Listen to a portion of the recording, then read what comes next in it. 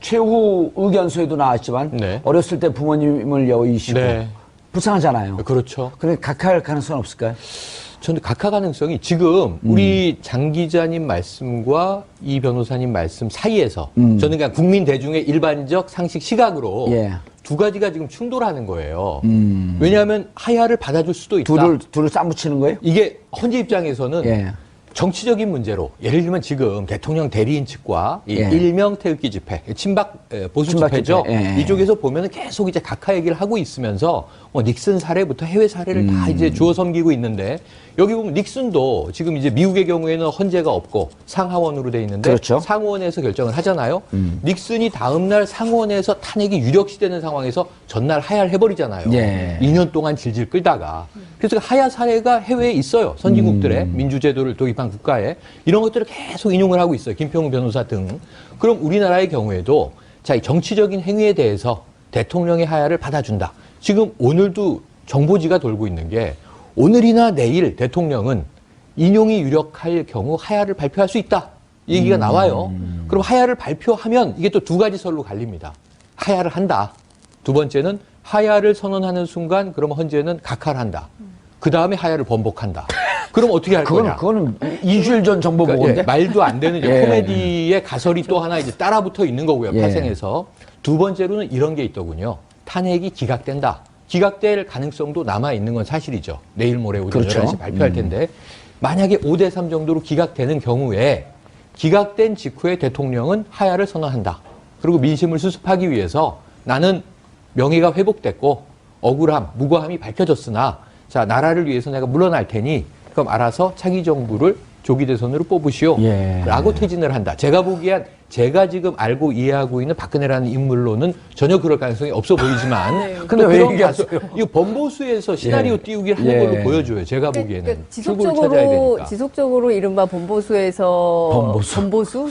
좀 표현도 그런데 하여튼 그 기각을 요구하는 진영에서 예. 그러니까 대통령 측 대리인에서 계속 이제 기괴한 논리를 동원해서 여러 정보지를 뿌려대고 띄우는 있죠. 예, 뿌려대고 있고 사실은 그 6대2 설도 이게 좀 만들어진 가설이다라는 얘기가 굉장히 많아요. 그러니까 정확하지 않은 정보를 토대로 그 정보지를 돌리고 있다. 이제 이런 얘기가 있는데요. 이제 중요한 것은 헌법재판소가 10일 오전 11시로 원래 뭐 오후 2시에 한다면서요. 근데 이제 오전 11시로 좀 기일을 땡겨서 잡은 가장 큰 이유는 이를테면 대통령에게 하야의 기회를 주지 않으려고 하는 측면도 있을 것 같고요. 왜냐하면 13일 이후에 하게 되면 이정미 재판관이 퇴임 이후기 때문에 헌재 판결할 수 있는 인원이 7인으로 줄어들기 그렇죠. 때문에 재판 자체가 어려워지는 거잖아요. 그러니까 그거를 줄이기 위해서 10일 오전 11시로 이미 땡겨서 잡은 거 아닌가라는 판단도 가능한 것 같고요.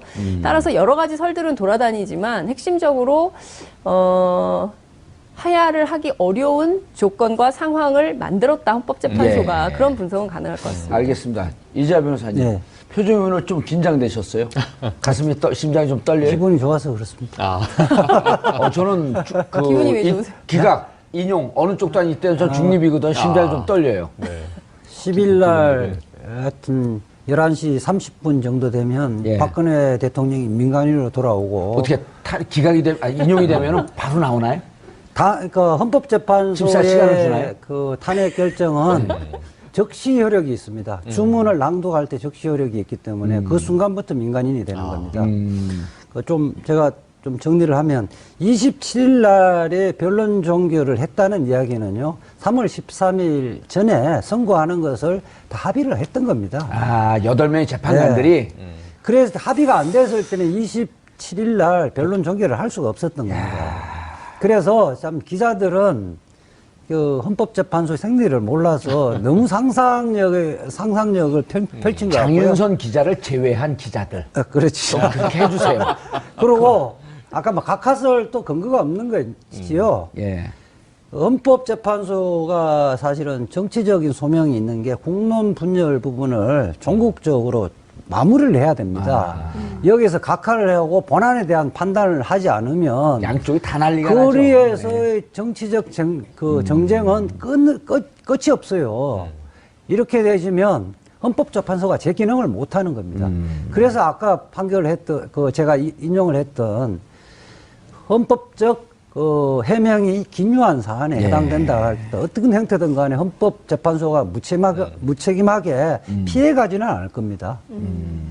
그러니까 아마 그 부분도 뭐 지금 친박 그 집회에서 그냥 이야기하지만 실질적으로 청와대에도 그럴 것으로 판단하고 있을 거예요.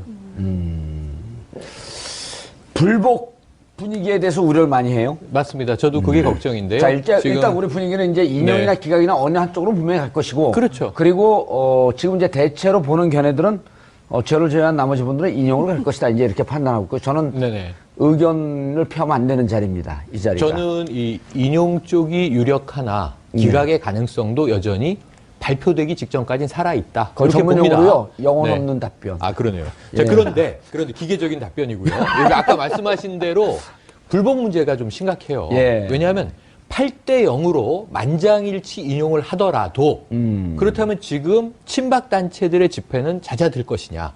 그리고 다른 말로는 승복할 것이냐. 저는 아니다. 더 격화될 것이다. 이미 지금 특검에 대해서 말이죠. 예. 종료된 상태잖아요. 근데 대통령에 대해서 추가 혐의도 냈고 피의자로 확정했고 뇌물 혐의, 뇌물수수 있었다. 이렇게 특정했잖아요. 예. 물론 재판에서 유무죄를 다퉈야 됩니다만 특검의 수사 결론은 그렇습니다. 근데 김평우 변호사가 헌재에서 대통령 대리인이잖아요. 예. 법조인인 분이잖아요. 근데 이분이 나와서 또 하는 얘기 뭐냐면 특검을 어디다가 비유하냐면 히틀러, 나치의 게슈타포 또는 중국의 홍위병, 중국 혁명기에 무섭네요. 네, 이렇게 그러니까 비유가 극우와 극좌를 다 갖다가 다 그냥 여기다가 몰아내고 있어요. 그렇게 보면 헌재가 대통령을 파면했다. 탄핵이라는 게.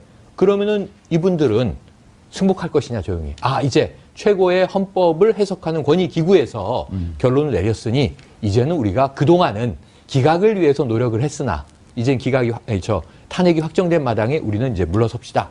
안 그럴 것이라는 거예요. 저는 아마 이 말씀하신 대로 즉시 직무정지가 된 대통령이 짐을 싸서 나오는 순간 네. 삼성동 사저로 가지 않고 집회로 달려갈 수도 있겠다 이런 생각을 해봅니다. 오. 그럼 이게 뭐냐면 이게 그동안 잠깐 이야기했던 선동하시는 것 같은데. 내란이라고 주장했던 것 이것이 또 가시화되는 것은 아닌가 하는 우려. 왜냐하면 무서워요. 요즘에 그런 분위기가 얘기 하지 마세요. 흉흉하거든요. 예. 이때가 이제 정봉주 의원이 나서 주셔야 될 때죠. 저는 왜 싫어요. 운동을 하셨어요? 그럼? 그 견해를 좀 달리 하는데요. 예. 이제 우리 이제 일단 정당 최영일 평론가의 주장을 기각합니다. 사견으로. 정당 해산 같은 경우는 사실은 우리 국제적인 기준에 맞지 않는 판결을 했었잖아요. 그리고 실질적으로 정당 해산 같은 경우는 지금도 보면 정당에 문제점이 많다고 생각하는 사람이 더 많아요. 국제적인 기준에 보면 뭐 더 그렇고 그럼에도 불구하고 헌법재판소에서 결론을 내렸고 실질적으로 불복 수단이 없기 때문에 통합진보당 같은 경우 당원이 10만 명이었잖아요. 네. 그러면 2주를 넘어가지를 못해요. 아, 경험이 있으시구나. 예. 그리고 뭐 저 같은 통합진보당 당원은 아니셨잖아요. 아, 당원은 아닌데 소송 대리인인데 저희들은 사실은 제가 이제 국제 그 신문 국제 그 언론하고도 인터뷰도 주로 많이 했었는데 부산국제신문이 아니면 아니, 인터내셔널. 전국 인터내셔널. 예, 예. 근데 보면 사실은 기자들도 뭐 이해를 못하는 판결이라고 생각을 했던 거고 그럼에도 불구하고 예. 우리 지금 우리 국내 여론은 한 2주 정도 되지만 관심이 없어요. 수용을 할 수밖에 없는. 그렇기 때문에 그리고 아까 김평우 변호사님들 이런 거는 아주 독특한 견해시고 그 하여튼 상식적으로는 이해가 안 가는 사람인데 그분의 견해를 다른 사람 몇 명 있겠어요. 그러나 이제 뭐 이렇게 논평은 즐겁고 재미는 있어요. 아니요. 그런데 지금 이게 제가 농담을 좀 섞긴 했지만 예. 이 변호사님은 정말 제가 보기엔 신사세요. 승복하실 줄 알고 법적 절차에 의해서 판결이 내려지면 그게 그 시점에는 부당하더라도 우리가 뭐 다른 물리적 수단을 쓸 수는 없지 않느냐. 예. 통합진보당 해산 이후에도 재심 청구를 했잖아요. 각하되지 않았습니까? 이번도 마찬가지 흐름으로 갈 텐데. 기각됐습니다. 기각됐죠. 제가 오늘 대한문 앞을 지나왔는데 그 앞에서 이렇게 탄핵에 반대하는 이 집회에 차량이 서 있고 확성기로 지나가는 사람들이 뭐라고 항의를 하잖아요. 시끄럽다고.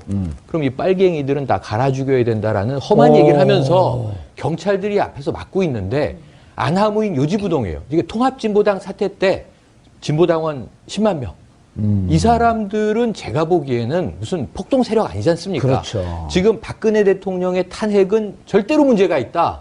이게 문제가 이제 탄핵이 되면 빨갱이 세상이 터진다. 뭐 이렇게 생각하는 정말 좀 극우적인 사고에 젖어 있는 분들이 예. 박근혜 대통령에 대한 마지막 지지율 4%였잖아요. 예. 이 탄핵 가결 직전에.